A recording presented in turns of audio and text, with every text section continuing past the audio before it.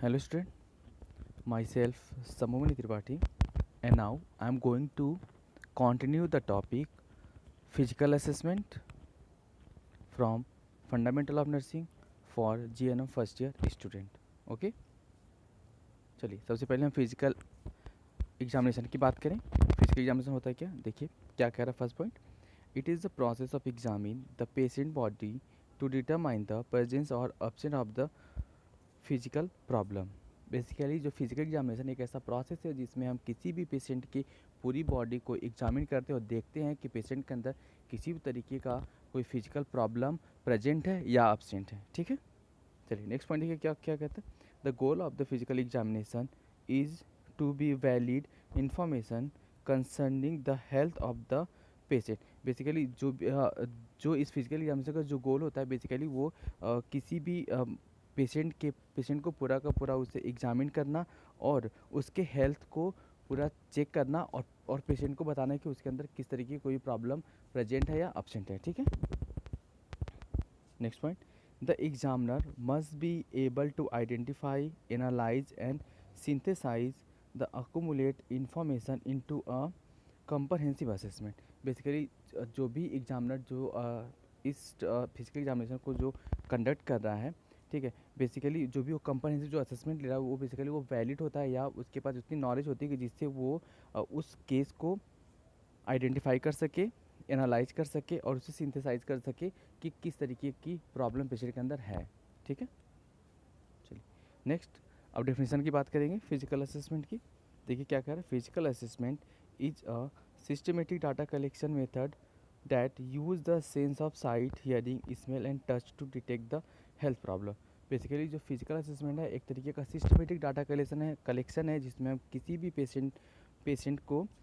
Patient के health के बारे में जानने की कोशिश करते हैं। वो भी एक किस तरीके, जैसे उसके सेंस ऑफ साइट मतलब देख करके, इसके अलावा हियरिंग यानी सुन करके, स्मेल यानी उसे उसकी स्मेल को पता करके और उसे टच करके हम उसके जितने भी प्रॉब्लम है उसको हम असेस करते हैं। ठीक है, next there are 4 technique use in the physical assessment and these are basically 4 technique होती है फिजिकल असेसमेंट के अंदर, जो कि इंस्पेक्शन मतलब इंस्पेक्ट करना, सिर्फ देख के पता करना, पाल्पेशन यानी पाल्पेट करना यानी उसे टच करके पता करना, नेक्स्ट परकसन यानी टैप करके पता करना, एंड अस्कल्टेशन मतलब स्टेथोस्कोप से सुन करके पता करना कि पेशेंट के अंदर किस तरीके की प्रॉब्लम है या नहीं है। ठीक है, next usually history taking is complete before physical examination. मतलब फिजिकल एग्जामिनेशन लेने से पहले हम क्या करते हैं, पेशेंट की पूरी हिस्ट्री ले लेते हैं। ठीक है, चलिए नेक्स्ट बात करें पर्पज़ क्या है फिजिकल एग्जामिनेशन के। ठीक है, A physical examination helps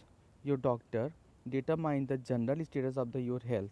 basically जो भी फिजिकल एग्जामिनेशन है वो आपकी डॉक्टर को हेल्प करता है कि वो पेशेंट के पूरी हेल्थ के बारे में जान सके, पता कर सके। ठीक है, it is also give you a chance to talk his or her about ongoing pain symptoms that you are expressing or any other health concerning you might have।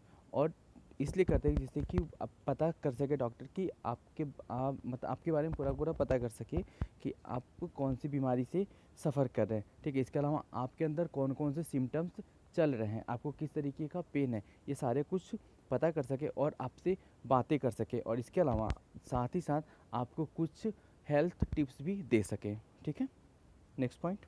A physical examination is recommended at last 1 year specially people over the age of 50। Basically जो भी इंसान यदि 50 साल के ऊपर का है तो उसका फिजिकल एग्जामिनेशन किया जाता है तो वो लगभग 1 साल के लिए वैलिड होता है वो एग्जामिनेशन।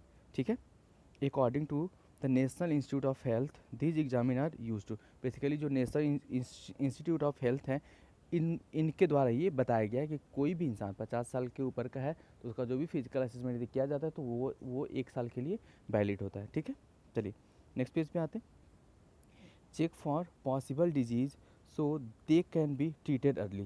बेसिकली पेशेंट के अंदर जी भी तरीके का यदि जो भी डिसऑर्डर है उसे जल्दी से पता करना और उसे तुरंत ट्रीट करने के लिए। ठीक है, next identify and issue that may become medical concern in the future. और फिर उसे जो भी फ्यूचर में पेशेंट को जिस भी चीज़ों की प्रॉब्लम आने वाली है उसको क्या करना, आइडेंटिफाई कर लेना। ठीक है, next update any necessary immunisation, और फिर यदि किसी तरीके के इम्यूनाइजेशन देना है तो उसको भी क्या होना, अपडेट करना, ठीक है। Next, ensure that you are maintaining a heal diet and excessive routine. Basically patient के अंदर क्या करना, उसकी प्रॉपर तरीके का डाइट मेंटेन करना और उसकी एक्सरसाइज को मेंटेन करने के लिए हम फिजिकल एग्जामिनेशन करते हैं, ठीक है। Next point, build a relationship with your doctor, और बेसिकली डॉक्टर के साथ एक अपना रिलेशनशिप मेंटेन करना, ठीक है। चलिए नेक्स्ट हम बात करेंगे, कुछ इंपॉर्टेंट एस्पेक्ट होते हैं फिजिकल एग्जामिनेशन लेते टाइम, ठीक है। जैसे सबसे पहला कह रहा है, the examiner should continue speaking to the patient, मतलब जो भी एग्जामिनर पेशेंट को जो एग्जामिन कर रहा है वो कॉन्टिन्यू पेशेंट के साथ क्या करे, बात करता रहे, ठीक है। Showing care to his disease and answer to patient question, और ऐसा दिखाए कि वो उसके डिजीज़ के लिए बहुत ही केयरिंग है और पेशेंट जो इस भी तरीके का क्वेश्चन कर रहा है उसका प्रॉपर तरीके से आंसर दे, ठीक है। Next, it can not only release patient nervousness but also help to establish the good physician patient relationship. ये सिर्फ नहीं कि ये बात करने से सिर्फ ऐसा नहीं हुआ कि सिर्फ पेशेंट के अंदर की जो नर्वसनेस है वही कम होगा, बल्कि इसके साथ साथ जो डॉक्टर और पेशेंट के बीच का जो रिलेशनशिप है वो भी क्या होगा, मेंटेन होगा, ठीक है। चलिए नेक्स्ट, जो हमने 4 प्रिंसिपल बताए थे कि फिजिकल एग्जामिनेशन के दौरान हम क्या क्या करते हैं, जैसे कि देखिए लिखा हुआ है, इंस्पेक्शन, पाल्पेशन, परकशन, अस्कल्टेशन, ठीक है। इसके अलावा व्हाट इज़ द फिफ्थ, एक पांचवा भी होता है जिसको हम बोलते हैं स्मेलिंग, या फिर हम कह सकते हैं ऑल्फेक्शन, ठीक है। तो चलिए सबसे पहले हम बात करें इंस्पेक्शन क्या होता है, ठीक है। देखिए कह रहा है, it is the use of vision to distinguish the normal from the abnormal finding. Basically ये एक तरीके का ऐसा प्रोसेस जिसमें उसी पेशेंट को देख करके हम पता करते हैं कि उसके अंदर क्या नॉर्मल और क्या एबनॉर्मल है, ठीक है। Body part are inspect to identify colour, shape, symmetry, movement, pulsation and texture. Basically इसमें जो भी बॉडी पार्ट को हम सिर्फ आइडेंटिफाई करते हैं कि उस बॉडी पार्ट का कलर कैसा है, उसकी शेप कैसी है, उसकी सिमेट्री कैसी है, पेशेंट का मूवमेंट कैसा है, पल्सेशन कैसा और उसका टेक्सचर कैसा, सिर्फ हम देख करके ही क्या करते हैं, इसमें पता करते हैं, ठीक है। देखिए इंस्पेक्ट कर रहा है, ठीक है, इंस्पेक्शन में सिर्फ हम देख करके पता करते हैं, न कि पेशेंट को टच करके, ठीक है। नेक्स्ट, प्रिंसिपल ऑफ इंस्पेक्शन, कुछ प्रिंसिपल होते हैं। फर्स्ट पॉइंट कह रहा है, availability of adequate light. Basically क्या करना है, जब भी हम पेशेंट को इंस्पेक्ट करने जा रहे हैं तो हमें एक एडिक्वेट लाइट होनी चाहिए जिससे पेशेंट के वो सारे पार्ट क्या हो सके, दिखाई दे सके। Position and expose body part two view all surface. Basically जो पेशेंट का जो पोजीशन ऐसा होना चाहिए और पूरा बॉडी पार्ट एक्सपोज होना चाहिए जिससे कि उसके सारे बॉडी पार्ट क्या हो सके, दिखाई दे सकें, ठीक है। Next, inspect each area for size, shape, colour, symmetry, position and abnormality. Basically और हम जब भी उसे देखें तो सारी चीज़ें हमें पता करते हैं, जैसे कि उसकी साइज़ कैसी है, शेप कैसा है, कलर कैसा है, सिमेट्री कैसी है, पोजीशन कैसा है और पेशेंट के बॉडी में किसी तरह की कोई एबनॉर्मेलिटी है कि नहीं है, ये सारी चीज़ें क्या हो सके, दिखाई दे सके, ठीक है। Next, if possible compare each area inspect with the same area on the opposite side. मतलब यदि पॉसिबल हो सके तो पेशेंट को ऐसी पोजीशन में बैठाना चाहिए कि जिससे पेशेंट के आगे और जस्ट पीछे दोनों एरिया का दोनों एरिया वो दोनों क्या हो सके, एक ही साथ दिखाई दे सके, ठीक है। Next, use additional light to inspect body cavities. Basically यदि बॉडी कैविटीज़ को यदि हमें देखना होता है तो हमें क्या एडिशनल लाइट यूज़ करना चाहिए। जैसे मान लो बॉडी कैविटीज़ आपको पता है स्टूडेंट की क्या क्या होती हैं। जैसे मान लो यदि बक्कल कैविटीज़ को देखना, मतलब माउथ को ओपन करके यदि हमें देखना तो हम क्या करना चाहिए कि उसके लिए हमें टॉर्च यूज़ करके पूरे माउथ कैविटी को हमें अच्छे से इंस्पेक्ट करना चाहिए, ठीक है। चलिए नेक्स्ट बात करेंगे पाल्पेशन, यानी कि पाल्पेट करके पता कर सके कि पेशेंट के अंदर किस तरीके की कौन सी डिसऑर्डर है कि नहीं है, ठीक है। देखिए क्या कह रहा है, it involve use of hand to touch body part for the data collection. इसमें हम क्या करते हैं कि हाथ को इन्वॉल्व करके यानी टच करके हम डाटा कलेक्ट करते हैं कि पेशेंट के अंदर किस तरीके की प्रॉब्लम है कि नहीं है, ठीक है।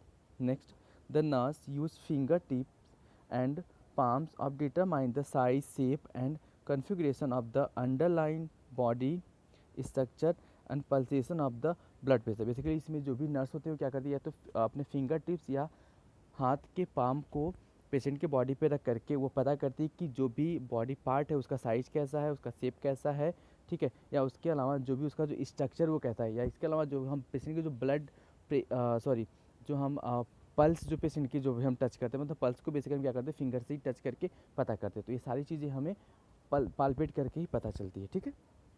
Next, it help to detect the outline of organ such as thyroid, spleen, liver, mobility of the mass. Basically इस टच से हम और भी चीज़ों को पता कर सकते हैं, जिससे कि हम पता कर सकते हैं कि थायराइड ग्लैंड कैसा है। इसके अलावा पेशेंट का स्प्लीन कैसी है, या पेशेंट के अंदर किसी तरीके का कोई मास प्रेजेंट है या नहीं है, मतलब हम उसे अच्छे से पालपेट करके हम पता कर सकते हैं। ठीक है, नेक्स्ट कह रहा है it detect body temperature, moisture, trigger, texture, tenderness, thickness and distance.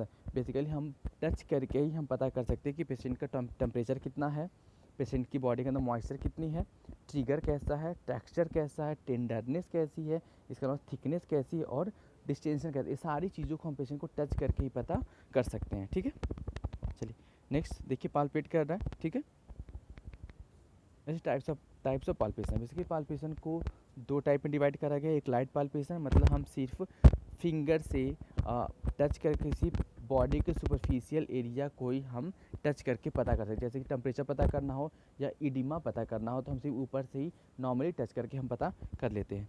ऐसे नेक्स्ट डीप पाल्पेशन, यानी कि यदि हमें बॉडी के अंदर के ऑर्गन को पता करना हो, जैसे मान लो सपोज लीवर है, किडनी है, स्टमक है, स्प्लीन है, यदि इनकी साइज शेप या कुछ भी ऐसा पता करना हो तो हमें क्या करना पड़ता है, हमें डीप पाल्पेट करके हम पता करते हैं। ठीक है, next principle of palpation. Palpation कुछ प्रिंसिपल है। फर्स्ट क्या कह रहा है, you should have short finger nail. जाहिर सी बात है कि जब भी आप पेशेंट को पाल्पेट करने जाए तो आपके जो नेल है वो पूरे कटे होने चाहिए, मतलब बिल्कुल छोटे होने चाहिए, ये तो नेल क्या होंगे पेशेंट के बॉडी में चुभ जाएंगे। ठीक है, next you should warm your hand prior to placing them on the patient. मतलब जब भी हम पेशेंट की बॉडी के ऊपर जब भी अपना हाथ हम यदि प्लेस करने जाते हैं तो उसे हमें क्या करना चाहिए, अपने हाथों को वार्म कर लेना चाहिए। ठीक है, next encourage the patient to continue to breathing normally throughout the palpation। मतलब जब भी हम पेशेंट की बॉडी को पाल्पेट कर रहे होते हैं तो उस दौरान हम पेशेंट से बोलते हैं कि आप नॉर्मल तरीके से क्या करो, ब्रीथ लेते रहो, मतलब सांस अपनी नॉर्मल रखो, नॉर्मल तरीके से सांस लेते रहो। ठीक है, next if pain is experience during the palpation discontinue the palpation immediately. मतलब यदि पाल्पेशन करते टाइम यदि पेशेंट को किस तरीके का पेन यदि फील होता है तो उस दौरान हमें क्या करना चाहिए कि पाल्पेशन को बहुत जल्दी में करना चाहिए और उसे ट्रीटमेंट देना शुरू कर देना चाहिए। ठीक है, next inform the patient where when and how the touch will occur, specially when the patient can not see what you are doing. मतलब यदि जब भी हम कोई भी काम करने जाते हैं तो हमें पेशेंट को बता देना चाहिए कि हम उसके साथ क्या कर रहे हैं, मतलब हमें क्या करना है, कैसे करना है, किस पार्ट को करना है। ठीक है, ये सब हमें पेशेंट को बता देना चाहिए, क्योंकि पेशेंट क्या होता है, कुछ चीज़ों को देख नहीं पाता है। ठीक है, तो हमें पेशेंट को बता करके सारे काम करने चाहिए। ओके, चलिए नेक्स्ट पेज पे आते हैं, बात करते हैं परकशन की। ठीक है, it is the technique in which one or both hand are use to strike the body surface to produce a sound called percussion note that travel through the body tissue.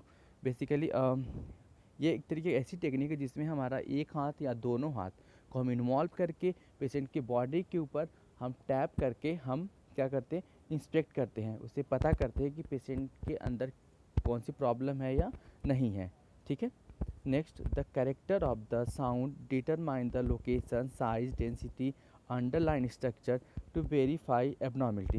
Basically जो भी sound का जो character आता है उसी से हम पता कर लेते हैं कि जो भी चीज़ें हमें दिख रही, जो उसका लोकेशन है, बेसिकली उसका लोकेशन कहाँ पे, मतलब कहाँ दिख रहा है वो पार्ट, उसकी साइज़ कितनी है, उसकी डेंसिटी कितनी है। इसके अलावा किसी भी तरीके की यदि एबनॉर्मलिटीज यदि उसमें दिख रही है तो ये सारा हमें क्या होता है, वो टैप करने से हमें पता चल जाता है। ठीक है, next an abnormal sound suggests a mass or substances like air, fluid in an organ or cavity। मतलब हम जिस तरीके के जो भी साउंड सुनने की कोशिश करते हैं, जैसे कि किसी तरीके का मास प्रेजेंट हो, इसके अलावा किसी तरीके से सबस्टांसेस जैसे एयर प्रेजेंट हो, फ्लूइड हो, या ऑर्गन के अंदर किसी तरीके यदि कोई भी कैविटी बनी हो, तो ये सारा हमें क्या होता है कि टैप करके हम पता कर लेते हैं। ठीक है, देखिए परकशन करा जा रहा है। ठीक है, नेक्स्ट टाइप्स ऑफ परकसन, बेसिकली परकसन भी दो टाइप के होते हैं, एक डायरेक्ट परकसन और दूसरा इनडायरेक्ट परकसन। डायरेक्ट परकसन की बात करें तो हम अपने फिंगर को लेकर के डायरेक्ट उसी पार्ट पे हम क्या करते हैं, उसे टैप करके पता कर लेते हैं, ठीक है। और यदि यहीं पे इनडायरेक्ट की बात करें तो हम क्या करते हैं कि अपना एक हाथ रखते हैं और अपना एक हाथ पेशेंट के बॉडी के ऊपर रखते हैं और दूसरे हाथ के फिंगर से हम उस पे टैप, अपने हाथ के ऊपर टैप करके पता करते हैं कि उस जो भी ऑर्गन है उसके अंदर क्या एब्नॉर्मेलिटीज़ हैं, ठीक है। चलिए नेक्स्ट बात करते हैं अस्कल्टेशन की, मतलब यानी स्टेथोस्कोप से सुनने वाली, ठीक है। देखिए it involve listening to sound and stethoscope is mostly use. Basically ये जो प्रोसेस में हम बेसिकली क्या इन्वॉल्व करते हैं कि हम उस साउंड को सुनने की कोशिश करते हैं और बेसिकली उस साउंड को सुनने के लिए हम किसका यूज़ करते हैं, स्टेथोस्कोप का यूज़ करते हैं, ठीक है। Next, various body system like cardiovascular system, respiratory and gastrointestinal have the characterise sound. Basically बहुत सारे ऐसे बॉडी पार्ट हैं जो बेसिकली क्या करते हैं, साउंड प्रोड्यूस करते हैं, जैसे कि हमारा हार्ट यानी हमारा कार्डियोवैस्कुलर सिस्टम, हमारा लंग्स यानी हमारा रिस्पायरेटरी सिस्टम, इसके अलावा हमारा स्टमक यानी कि हमारा गैस्ट्रोइंटेस्टाइनल सिस्टम, ये सारे क्या करते हैं, साउंड प्रोड्यूस करते हैं और इस साउंड से हम उसकी एबनॉर्मेलिटीज़ और उसके नॉर्मल कंडीशन को क्या करते हैं, हम जज करते हैं, ठीक है। Next, bowel, breath, heart and blood movement sound are heard using the stethoscope. Basically stethoscope को यूज़ करके हम इसे क्या करते हैं, बावेल मतलब बाउल मूवमेंट, मतलब इस स्टमक के अंदर किस तरीके की मूवमेंट हो रही है, इसके अलावा ब्रीथ मतलब जो हम ब्रीदिंग कर रहे हैं वो, हमारा हार्ट बेसिकली हार्ट के जो साउंड होते हैं वो पता करने के लिए, इसके अलावा हमारा ब्लड मूवमेंट वो नॉर्मल हो रहा है कि नहीं हो रहा है, इन सारी चीज़ों को पता करने के लिए हम क्या करते हैं, स्टेथोस्कोप का यूज़ करते हैं, ठीक है। It is important to know the normal sound is distinguish from the abnormal. मतलब ये बहुत ही इंपॉर्टेंट है कि हमें नॉर्मल और एबनॉर्मल साउंड के बीच में क्या डिफरेंसेस उसको जानने की सबसे ज़्यादा ज़रूरत होती है, ठीक है। देखिए यहाँ पे पेशेंट है, उसका स्कल यानी उसकी जो हार्ट साउंड को सुनने की कोशिश किया जा रहा है, ठीक है। Okay, thank you.